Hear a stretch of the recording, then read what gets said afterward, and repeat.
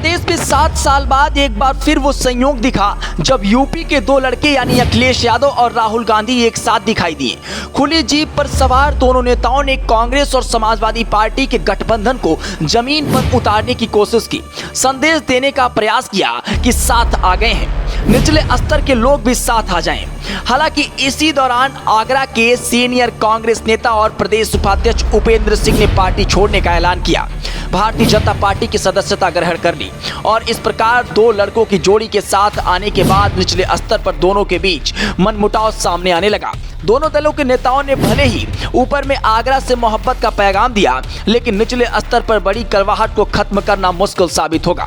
वहीं भाजपा ने पहली बार 2017 की बाजी जीती थी और इस बार की चुनौती अलग होने वाली है। 2017 में कांग्रेस सपा गठबंधन हो या 2019 में सपा बसपा गठबंधन, दोनों ही मौके पर अखिलेश को इस प्रकार की स्थिति का सामना करना पड़ा है। 2017 में जब दोनों नेता साथ आए थे तो यूपी में अखिलेश को सरकार बचानी थी।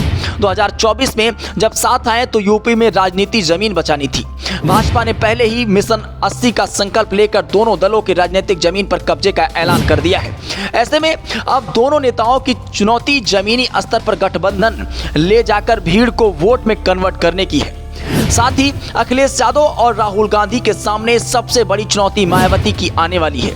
बहुजन समाज पार्टी विपक्ष में रहकर तीसरा कोण हमेशा बनाएगी। ये पार्टी अलग चुनावी मैदान में उपस्थिति दर्ज कराकर विपक्ष के वोट शेयर में बड़ी सेंधमारी की ताकत रखती है। दरअसल ये कोई पहली बार या पहला मौका नहीं है जब अखिलेश और राहुल गांधी एक साथ आए हैं। इससे पहले दोनों ही दल के नेता 2017 विधानसभा चुनाव में यूपी को ये साथ पसंद है साइकिल और ये हाथ पसंद है तरक्की की ये बात पसंद है के नारे के साथ एक साथ आए थे। राहुल के साथ आने पर अखिलेश यादव ने कहा कि हम और राहुल साइकिल के दो पहिए हैं। राहुल और मैं देश को खुशहाली और तरक्की के रास्ते पर ले जाएंगे और प्रदेश को भी। जबकि कांग्रेस नेता राहुल गांधी ने इस गठबंधन की तुलना गंगा यमुना के मिलने से की थी, लेकिन फिर भी कोई खास कमाल नहीं दिख पाया। हाल ही में हुए उस समय की सत्ताधारी समाजवादी पार्टी सत्ता बेदखल हो गई। अखिलेश और राहुल के साथ आने के बाद भी 2024 लोकसभा चुनाव में यूपी में दोनों दलों के सामने चुनौती बड़ी है। लोकसभा चुनाव 2014 के बाद से ही अब तक जितने भी लोकसभा चुनाव और विधानसभा चुनाव हुए उसमें भाजपा का प्रभाव बढ़ा है। यूपी में समाजवादी पार्टी और कांग्रेस की स्थिति ठीक नहीं दिख रही है।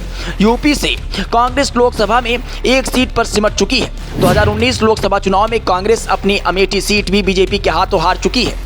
समाजवादी पार्टी के लिए अपनी जीती हुई सीट को बचाने के साथ ही बसपा और बीजेपी की जीती वाली सीट को जीतने का भी एक बड़ी चुनौती होगी।